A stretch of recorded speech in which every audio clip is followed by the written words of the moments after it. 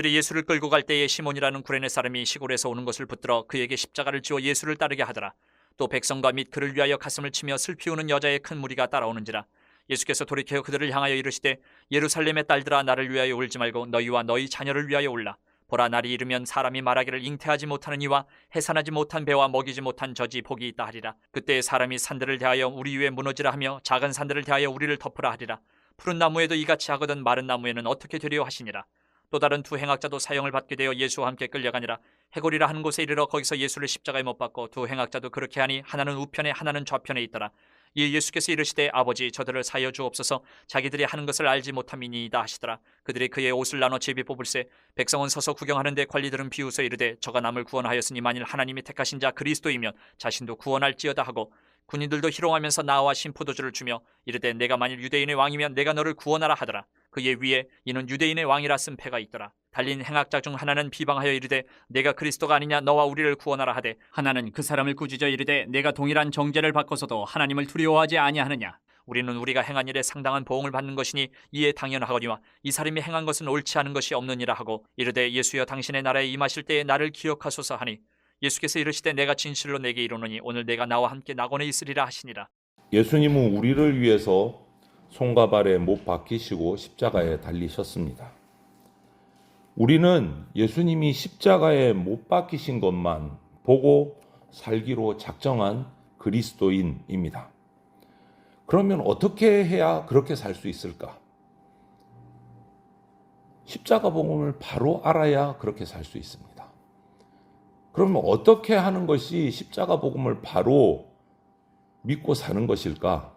그 말씀을 오늘 본문 말씀을 통해서 우리가 찾아보려고 합니다. 먼저 첫 번째는 집중해야 합니다. 집중. 26절부터 32절 말씀을 보면 예수님께서는 지금 당장 예수님의 몸에 떨어지는 고난보다 하나님이 주신 사명에 집중하셨어요.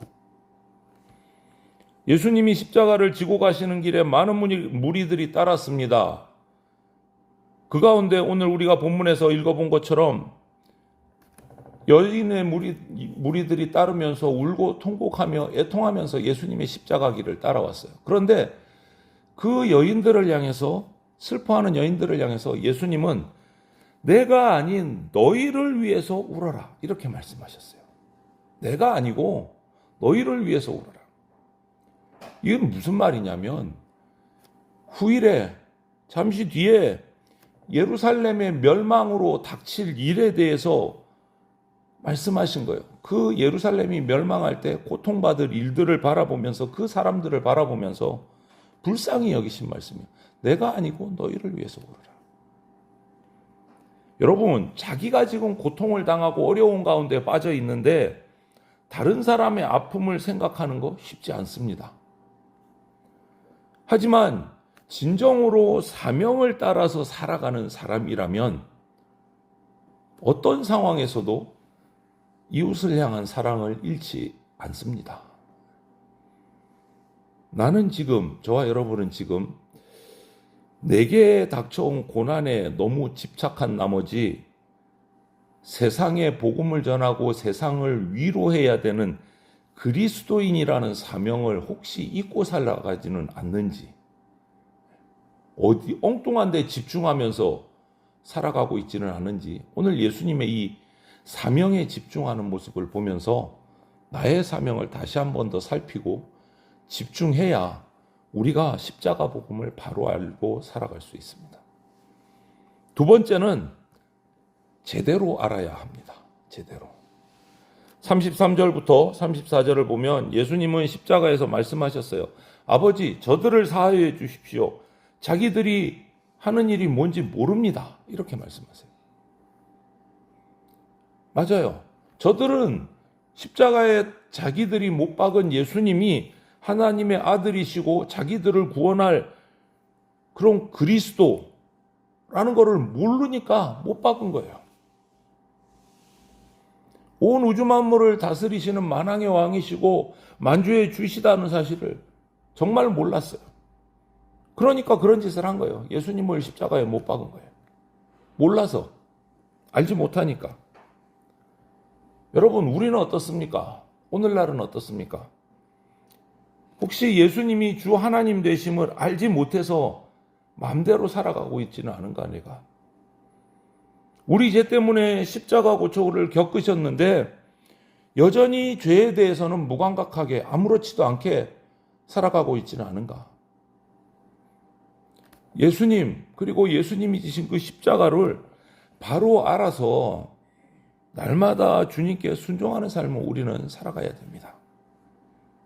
그것이 바로 알아야 돼요. 바로 알아요. 그리고 세 번째는 섬겨야 합니다. 35절부터 38절을 보면 우리가 예수님과 그 십자가 죽으심을 안다는 게 무슨 의미인가를 우리가 다시 한번 살펴야 돼요. 우리가 어떻게 구원받았고 우리를 구원하신 예수님이 어떤 분이신지를 제대로 알면 그 다음에는 섬겨야 돼요. 하나님이신 예수님이 비천한 인간의 모습으로 오셔서 우리를 대신해서 십자가에 죽으셨습니다. 그래서 우리가 죄사함을 받았고 의롭다함을 얻었고 그 결과 하나님의 나라 천국에 들어갈 수 있게 됐어요.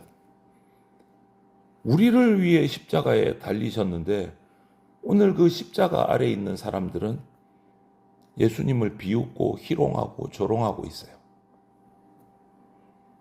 여러분, 이 상황이 상상이 되십니까? 정말 망령된 일인 거예요. 만왕의 왕 만주의 주이신 예수님을 아무것도 모르고 그 예수님을 십자가에 못 박아놓고 예수님이 괴로워하시는 모습을 보면서 조롱하고 희롱하고, 여러분 지금 하늘에서 우리 모두를, 아니 우주 만물을 다스리고 계신 분이세요. 그러므로 이제 이것을 우리가 바로 안다면, 내게 주신 사명을 제대로 우리가 알고 있다면, 집중한다면 이제 우리가 해야 할 일은 분명해요. 딱 답이 나와요. 내게 주신 사명을 내가 집중한다. 내가 그리고 십자가 예수 그리스도를 바로 안다. 그러면 우리가 해야 될 일은 딱 하나예요. 오직 내 주인 되신 예수 그리스도께 항상 감사하면서 내 모든 것을 다 해서 그분만 예배하고 그분 앞에 엎드려서 섬기는 삶을 사는 거예요. 섬겨야 돼요. 그리고 마지막으로 한 가지는 믿어야 합니다. 믿어야 합니다. 39절에서 43절을 보면 우리가 그 내용을 볼 수 있어요. 우리가 예수님에 대해서 나 잘 알아. 잘 알면서도 순종하지 않고 자기 마음대로 산다. 이것은요, 결국은 그 원인은 딱 하나예요. 믿지 않기 때문에 그렇습니다. 우리는 착각하는 게 있어요. 오래된 성도일수록 착각하는 게 있어요. 그게 뭐냐면, 단순하게 예수님의 말씀, 성경 말씀을 많이 읽고 많이 알고 내가 거기에 동의한다고 해서 내 믿음이 좋다고 착각하고 있는 경우들이 우리는 정말 많아요. 예상보다 많습니다. 그냥 성경 말씀을 많이 안다, 많이 읽었다, 많이 들었다. 그러니까 나는 믿음이 좋은 사람이야. 이거 완전히 착각이에요. 오해입니다. 그렇지 않습니다. 예수님을 자기 주인으로, 통치자로, 왕으로 모신다고 하면서도 그분의 뜻에 순종하지 않는다. 이건 절대 정상이 아닌 거죠. 주여 주여 하면서도 실제로 주님 뜻대로 살지 않는다. 이것은요, 절대로 참된 믿음이 아닙니다. 그냥 머리로만 하는 거예요. 머리로만. 몸만 교회에 그냥 적을 담고 있는 거예요. 참된 믿음이 아닙니다. 오늘 보십시오. 예수님 옆에 달린 두 행악자 중에 한 행악자는 자기의 삶, 자기의 구원이 이 십자가에 달리신 예수님께 있음을 알고 자기를 의탁을 해요. 주님, 나를 기억하소서. 이렇게 간절히 의탁을 합니다. 이거예요, 이거. 믿은 거예요. 믿은 거예요. 이렇듯이 오직 모든 것을 주님께만 맡기고 철저하게 순종하는 삶을 살아가는 것이 진짜 참된 믿음입니다. 오직 믿음으로만 구원에 이를 수 있다는 사실을 여러분 우리가 잊어서는 안 됩니다. 오늘 십자가에서 우리를 위해 죽으신 예수님은 세상 끝까지 우리와 함께 하십니다. 비록 죄가 없으셨지만 죄인인 우리를 구원하시기 위해서 저주를 받으셔야 했기에 흉악한 죄인의 자리, 그 행악자들과 함께 십자가에 달리시는 것을 마다하지 않으신 분이세요.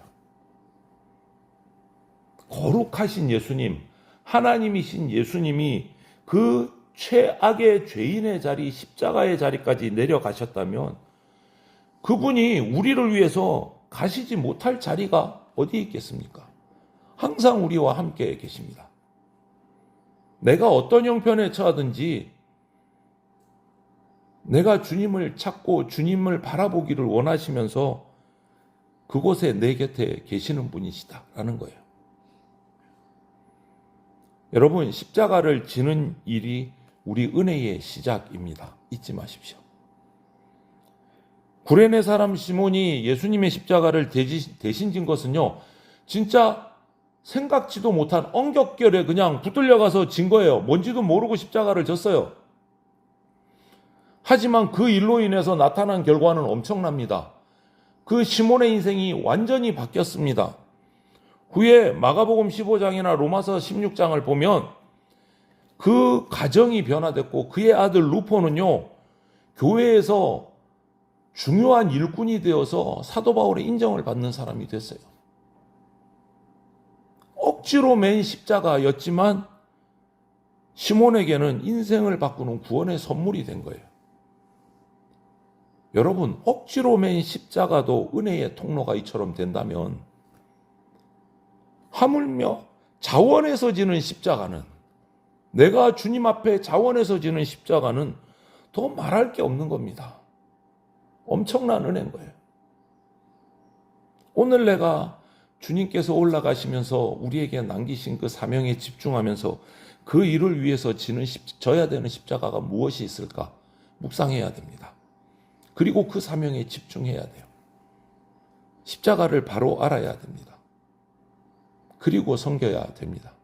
믿음으로. 예수님의 십자가를 다시 한 번 더 오늘 이 정사일을 우리가 기념하고 묵상하면서 예수님의 십자가를 다시 한 번 더 바라보십시오. 우리의 왕이시오, 주인이시오, 우리를 위해서 죽으신 예수 그리스도를 다시 한 번 생각해 보십시오. 왜 우리가 해야 할 일이 예배와 감사와 순종인지를 잘 알 수 있게 될 겁니다. 예수 십자가 복음을 바르게 알고 확실하게 믿고 내 십자가를 지고 섬김으로 주님을 따라가는 복된 주의 백성들이 다 되시기를 주님의 이름으로 축원을 드립니다. 아멘.